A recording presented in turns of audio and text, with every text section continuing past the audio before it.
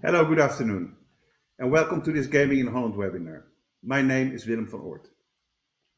Just before the Christmas break, the Netherlands Gambling Authority announced new player protection rules that will, amongst other things, introduce new player deposit limits and require operators to intervene within 1 hour after detecting problematic player behavior.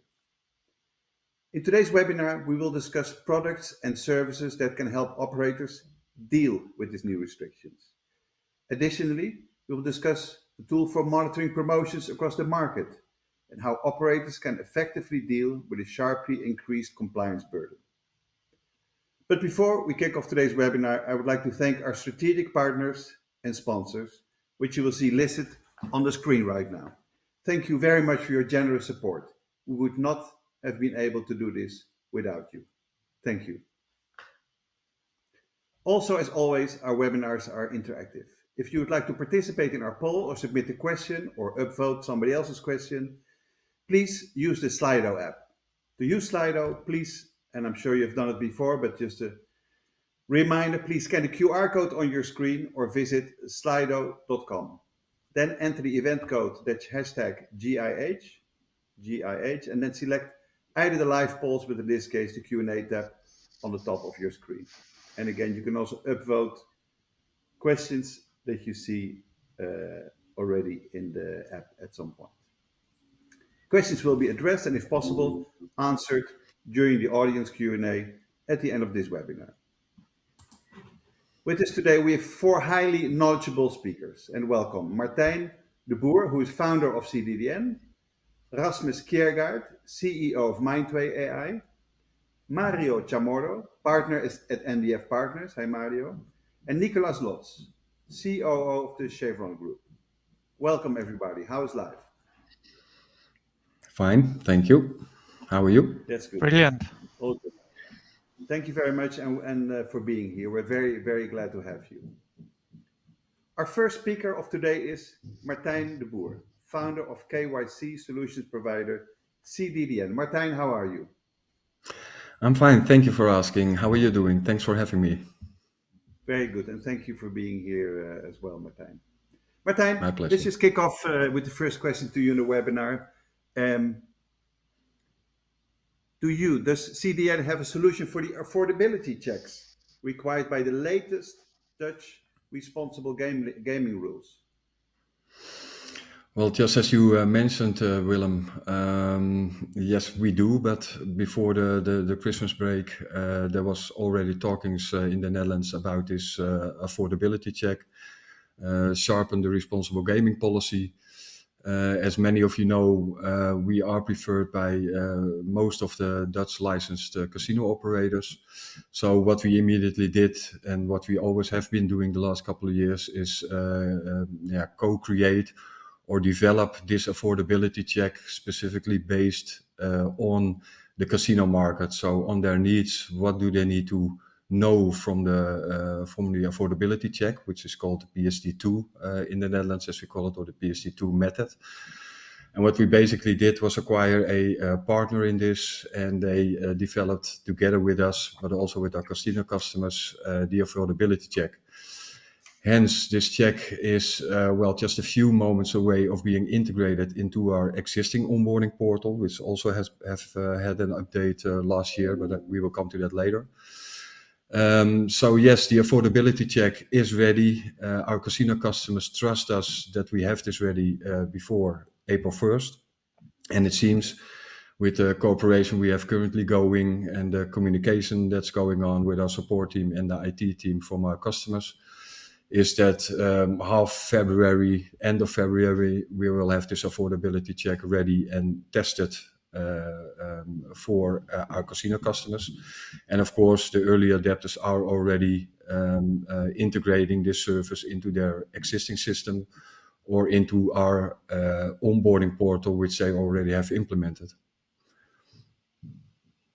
Thank you, Martijn. Very clear. A lot of stuff in a short time. Bringing us to the second question, Martijn. Martijn, what kind of solution do you offer to make the lengthy player onboarding process that is required by the Dutch regulations easier for both players and operators? Well, Well, Holland is one of the most stringent regulated markets in Europe. If you look at it, we have to ask for social security number. We have to check for all kinds of exclusion registers, etc., etc. So adding this, the affordability check, is something that most of the casino operators were not well heavily into. You know, they did not have any plans to integrate or to develop an affordability check. So what we basically got the last couple of months is quite a few meetings we had with all our casino customers, but also new customers, but also existing operators that are already live on the Dutch market. They all came to us for advice, and you know, because we are into this 24/7, we were able to tell them and to guide them a little bit towards, you know, what is the best onboarding solution. You want to do this fast. You want to do this without too many manual handlings from the consumer. Adding the affordability check will for sure add another drop-off point in the onboarding cycle. So yeah, what we are basically doing is we have Verify Me for this, which has been updated last October, just before the affordability check was becoming a common discussion. So what we immediately did was deliver Verify Me to our existing customers. So, well, most of the casino customers are already integrating, testing for the new features. It has been improved on many subjects during onboarding. I will not mention them all because that will take too long. But you know, it's basically about fast onboarding without too many manual handlings. And we feel and we think, together with the development from our casino customers and the input they still give us to date, that I am fairly convinced that we have a 100% fitting onboarding solution, including the affordability check, well before it becomes mandatory April 1st. So yes, it's a complete onboarding cycle from A to C. Check address, identity, IBAN name check, PEP, placed under guardianship. You can, whatever you can think of, we've got this in place. And yes, on top of the affordability check, we do have the Verify Me onboarding portal again, which is favored by most of the Dutch casino operators. Okay, so problem solved if we have to listen to you here. Martijn, that was really, really helpful. I'm sure there's people Thank who have you. questions. Please don't forget, point your camera to the QR code on the right side of the screen. Enter the GIH, apologies, GIH hashtag, and then submit your questions or vote questions from others. Martijn, we will see you during the Q&A. Thank you very much. Thank you. And the next speaker is Rasmus Kjaergaard, who is the CEO of Mindway AI. Rasmus, how are you? I'm doing really great, Willem. Thank you very much, and thank you for having me. Absolutely pleasure. For those who don't know Mindway and Rasmus, but of course many of you do, but Mindway is a well-known provider of responsible gaming solutions. And that's what we have questions for you about, Rasmus. Rasmus, the Netherlands Gambling Authority has recently announced stringent new problem detection regulations. Do you offer a solution for this? Yes, we do. We have our game scanner, the solution we have developed, it's stringent and sophisticated gambling behavior detection. Game scanner is a solution on AI with a combination of human psychologist assessments providing different levels of detection of the gambling behavior. Also, let me note that we are already operating with Dutch customers, Dutch operators. So definitely we will be ready to deal with the new and more sophisticated detection requirements in the new RG policy rule once it is coming into force, apparently April 1st, based on the interpretation we have from the current draft. However, that timeline is quite short even for us, and even if you were comparing it with an out-of-the-box solution we would be able to provide, 2 months is a very short turnaround time in such. So a shout out to people who deciding such timelines that look into a little bit more realism, please. Exactly. Time is short. As always, thank you, Rasmus. Second question, following up on my previous question, could you maybe explain to somewhat greater detail how Game Scanner works?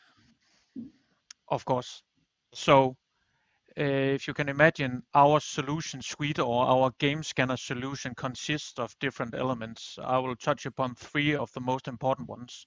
First and foremost, we have the underlying models or algorithms, as it is based on AI. You could kind of compare it with a number of different safety nets we put under the gambler or the customer database. This is a range of models we provide in the game scanner. I won't go into detail with all of it, but I'll touch upon a couple of ones. So first and foremost, we have had for a long time a long-term behavior model where we train the model on human psychologist assessments, and the model is trained to look into normally a 3-month period of gambling behavior, constantly updated daily.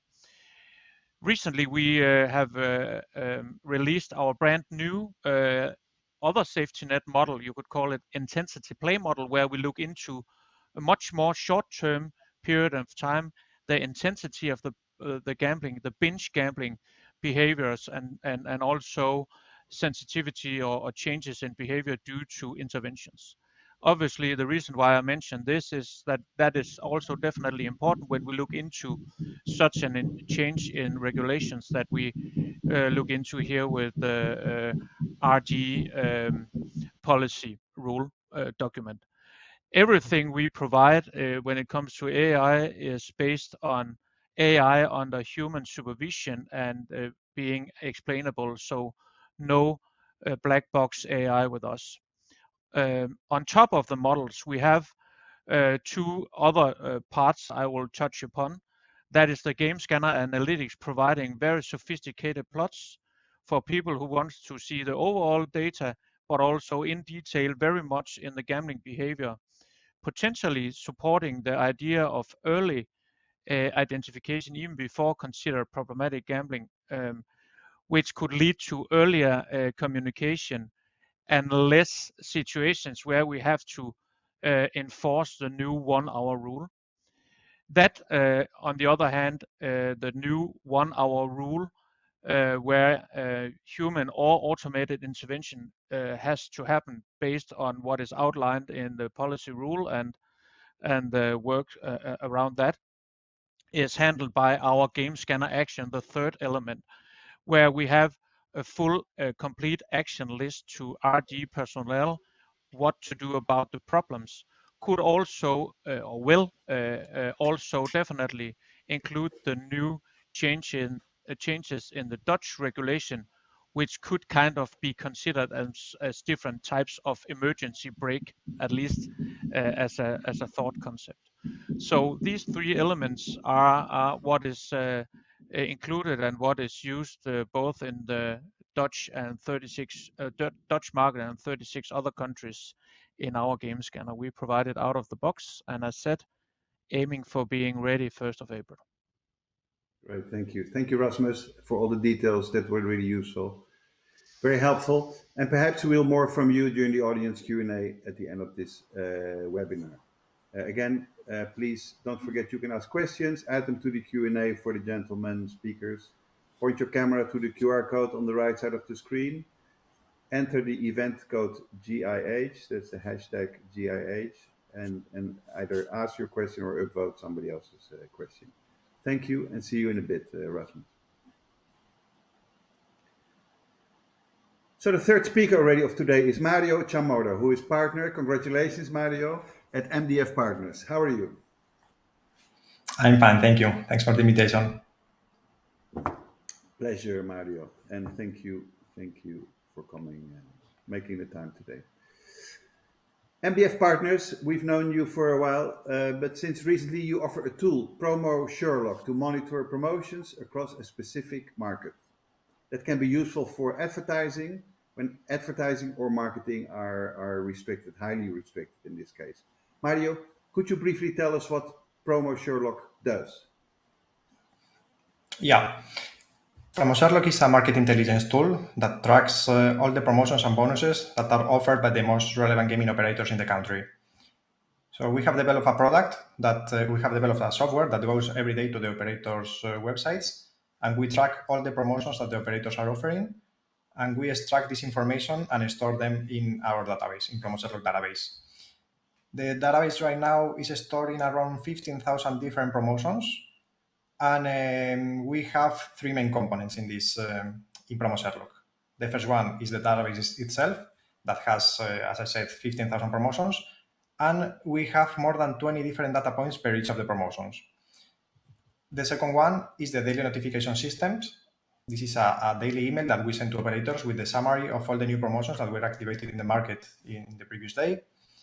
And the third component is a monthly report that we prepare every month and discuss with operators, and we also make a session with them to present the report and to make also brainstorming on new promotions, etc. So the product is active now in Italy, Spain, and the Netherlands. We launched the product more or less 1 year ago, and for the moment it's proving to be a very useful tool for operators to optimize their promotional strategy. Thank you, Mario. And I looked at the demo a while ago, and I think it's really useful. Now that we have an idea, Mario, what Promo Sherlock does, tell us, why are people using it, and what's the relevance for the Dutch market? Yeah, to answer this question, I think we need to also make a step back and understand what is the regulatory situation, especially in terms of advertising, because the situation now is very different to 5, 7, 10 years ago, especially since Italy decided to ban ban advertising in 2018, and then a lot of different countries followed more or less the same trend. Spain was the second one, but now we are in a situation where we can say that practically all countries in Europe have strong advertising limitations, and it means that traditional actions like, for example, TV advertising or sports sponsorships, etc., are not possible to be done anymore, or they have very strong limitations. So under this scenario where operators cannot make this kind of traditional advertising, promotions are still one of the key aspects for operators. In a lot of cases, they spend between 10, 15, 20, or even more of the GGR in promotions. The problem here is that promotions doesn't seem so, but it's a very complex issue. When we talk about promotions, we can talk about a standard deposit bonus, or a free spin, or a free bet, or a cashback, or a lot of different kind of promotions. And it is very difficult for operators to understand exactly what their competitors are doing. So that's why we decided to develop Promo Sherlock as a tool that allows operators to get very insightful information on how the market is moving. So to answer the question, why use Promo Sherlock? We can think of three main reasons. The first one is to monitor the market and get new trends. With Promo Sherlock, you can get an almost real-time vision on what this operator is doing, and get also a daily overview of how the market is moving. The second reason is because you can benchmark the operator strategy versus the market and versus other operators.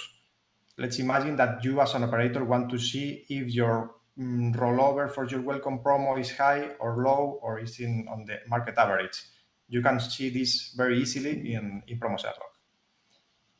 And the last one is because you can optimize and differentiate your promotional strategy. We see a lot of operators that use Promo Sherlock to get ideas on new promos that they can develop. For example, if we are near the final of the Champions League, they can see exactly what other operators are doing, and they can get ideas, get inspiration, and adapt the promotions based on what they see in the market. Very comprehensive here. Thank you, Mario. And last, I guess I would like to ask exactly what does Promo Sherlock deliver, the output. So can you say something about that? Yeah, sure. We have three components. As I introduced before, the first one is the online database. And this is a very comprehensive and very detailed, as we can see here, database where we have more than 15,000 promotions now. But the thing is that we store a lot of different information, a lot of useful information for each promo. We can see here that we store basic information like the promotion name, or the duration, or the description of the promo, or the URL. but we also extract and analyze each promotion. We read all the terms and conditions, and we store all the relevant information here. For example, for any promotion, you will know if the promotion works for casino or for betting or for any other product, but also at a sub-product level. For example, let's say you want to know what promotions can be used in pragmatic play slots. You can look for it in PromoSerloc very easily, very quickly. Additionally, we track other aspects like the promotion rollover, the duration, any specific restriction that the promotion may have, etc. So at the end of the day, any information that you may think regarding any promotion will be probably stored here in PromoSerloc. Of course, you can extract the information to Excel, you can make filters, you can search for information. It's a very easy to use tool. This is the first component, the online database. The second one is the daily notifications. And this is a very simple but very useful mail where we every day summarize all the new promotions that were activated by the market. This is very useful for the operator because they can see at a glance exactly how the market is moving. And if they have one special competitor, they can see exactly what they did in the market, what promotion they activated, the kind of promotion, the products, the value, etc. So it's very useful for them. And the third one is the monthly report. This is a very comprehensive report. It's around 40 pages long. And we make the different analysis in this report. We start from the most basic analysis where we analyze the total number of promotions in the market per operator, etc., to a very detailed deep dive, for example, on slots promotions or on welcome bonus analysis.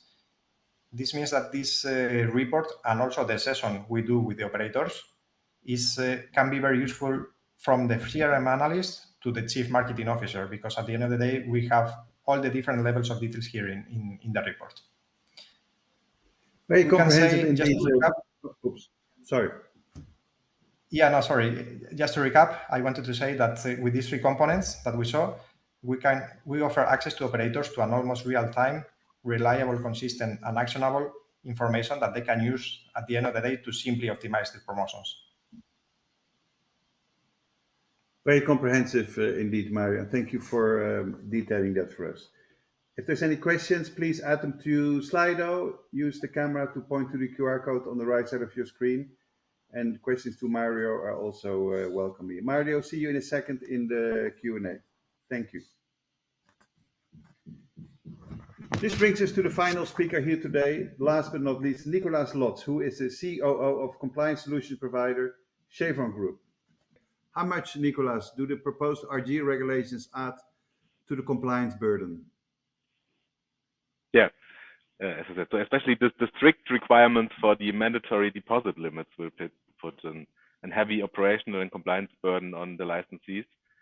So with those strict limits, the KSA in principle eliminates the possibility for providers to apply a risk-based approach with their player protection measures. So that means in general, operators not only need to adapt operational procedures, but also have to or have development effort that should not be underestimated.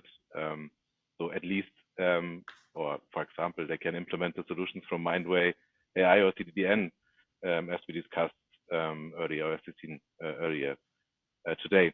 So the planned changes will also require additional personal resources, as for example, direct contact with the player is required. This increases the risk for compliance breaches and also the need for proper training and monitoring. We don't know so far about any grace period, so it might be the case that these new requirements need to be implemented in the short term.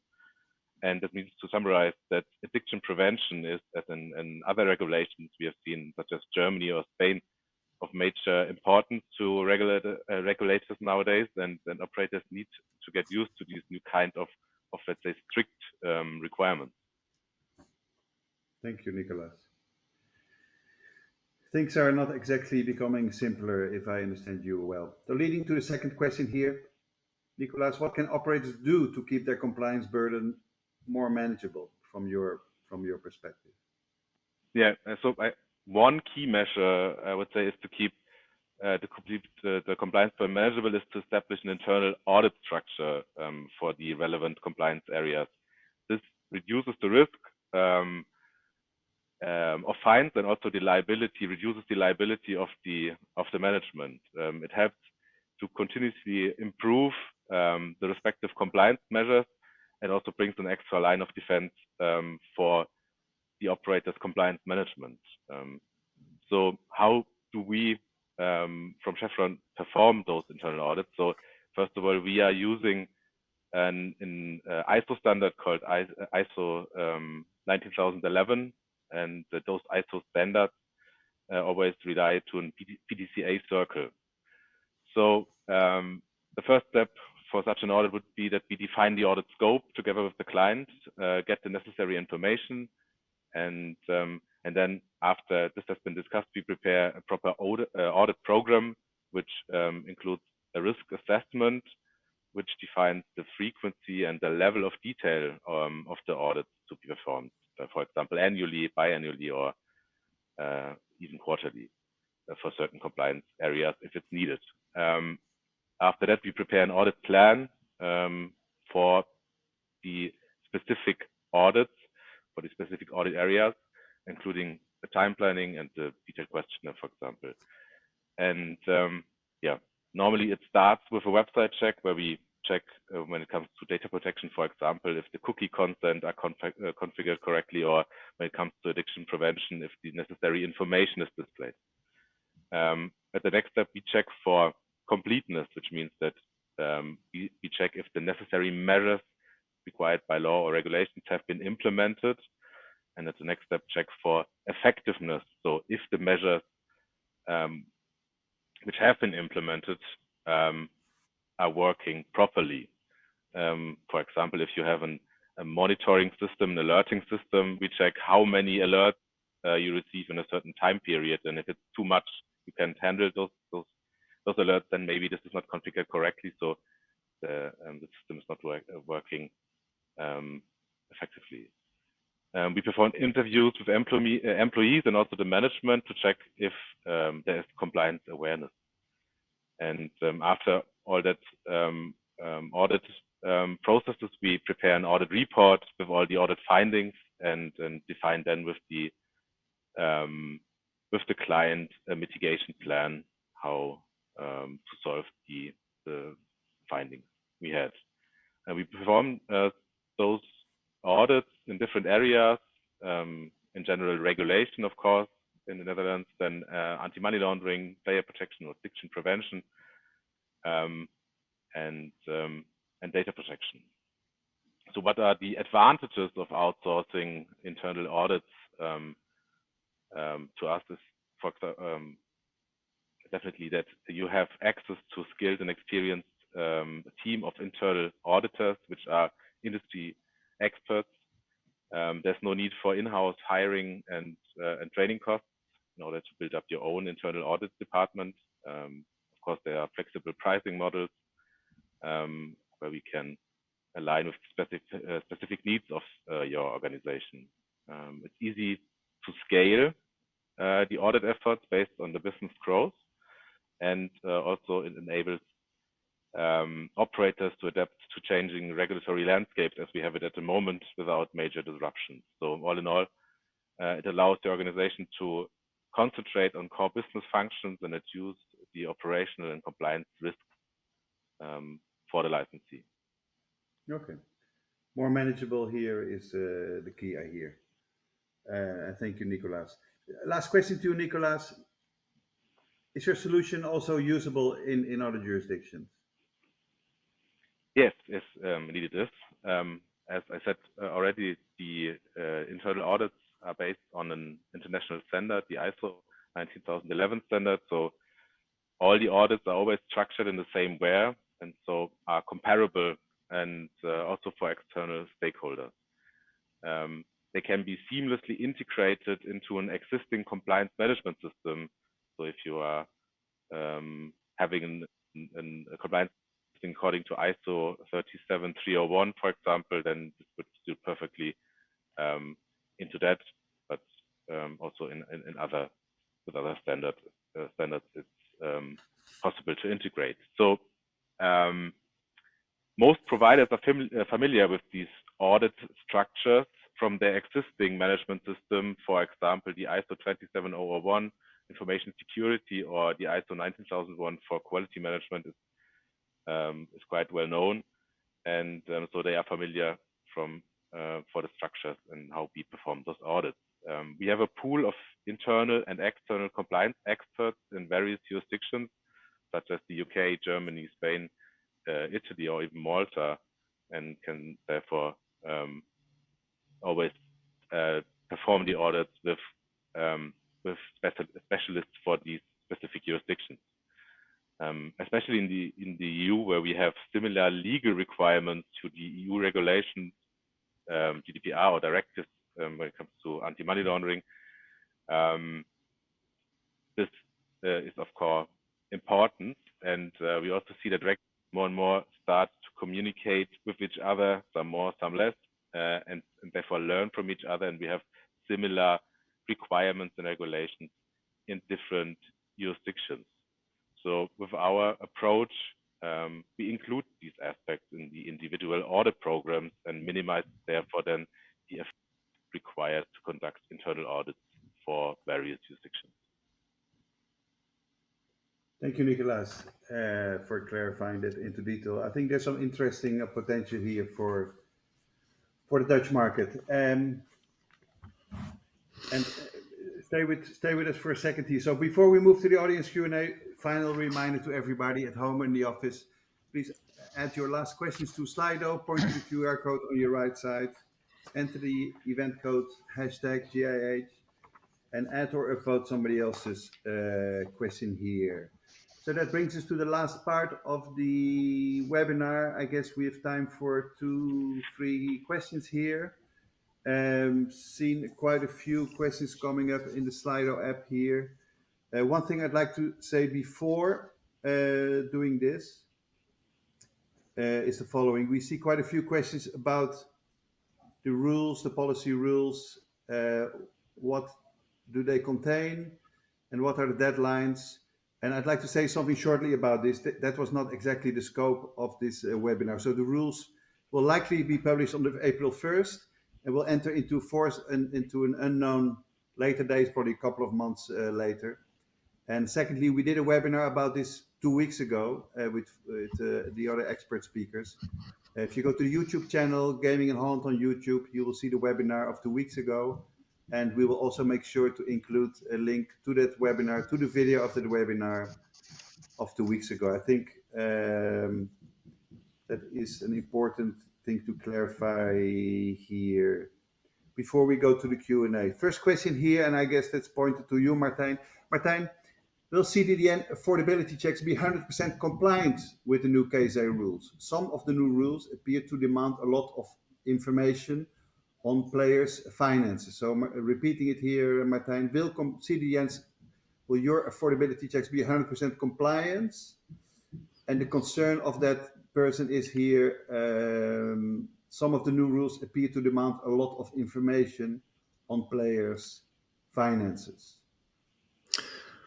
Yes, unfortunately, we are compliant, and yes, we have to ask for all this information in order to get this deposit limit clear, as stated in the regulation in the RG. So yes, it will be compliant, and furthermore, it is being developed together with our other casino operators, our casino customers. So we get direct input from compliance from that side. Of course, we have our own legal department in this, but together we develop this, pick up the science, see what kind of information we need to ask, where they need to give permission for, and that is, truncated and put together in as little information as possible, which will be sent out to the operator. So we will not feed the operator with all kinds of information that's not relevant, but all the information that he needs to gather, which he is mandatory to do, we will supply him via the same Verify.me onboarding portal.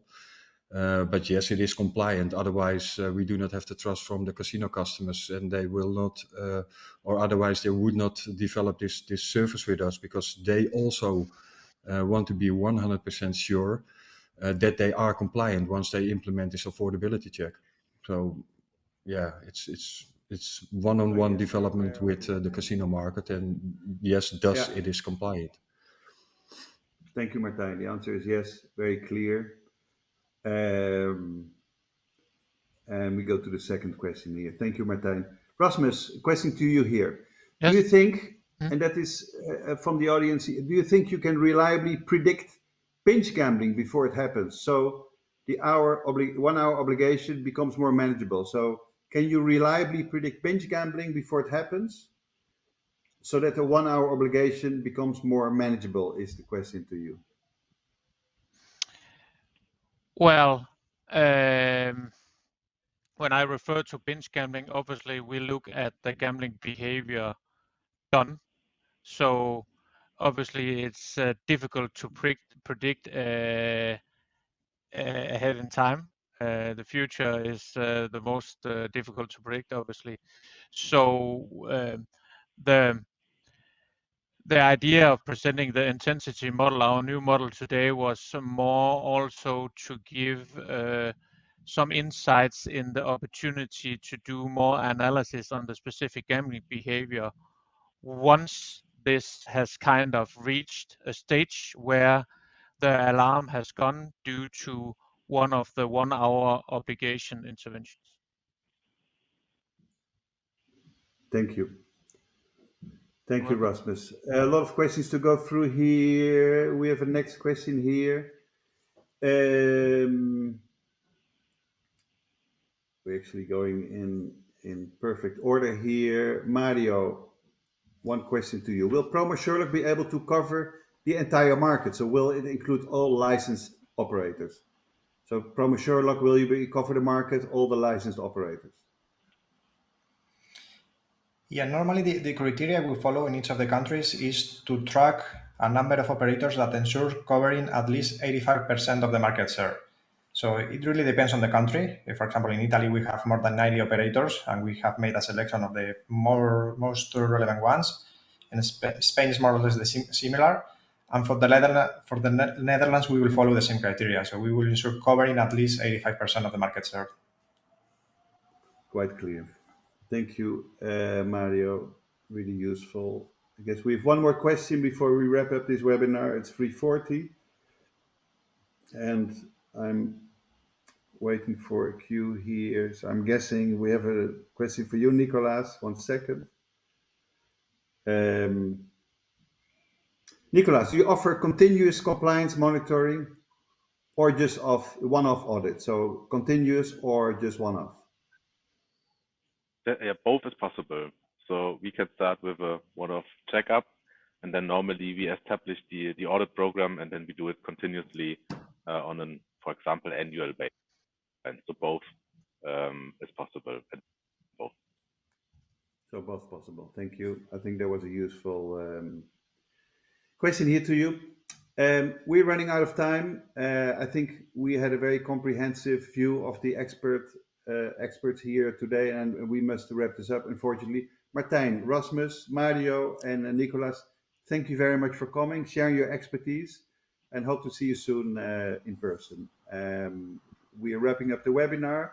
In order to contact the speakers of today, we prepared the following piece of information from you here from Martijn, Rasmus, Mario, and Nikolas. You can contact them at the emails as we provide on the list. Also, don't forget we're sending out a post-webinar mailer in the next couple of days where you'll be able to view the video again, look in detail what some of the speakers have shared, and of course, see these emails again here. So the emails, let them stay here for another second if you want to make notes or picture.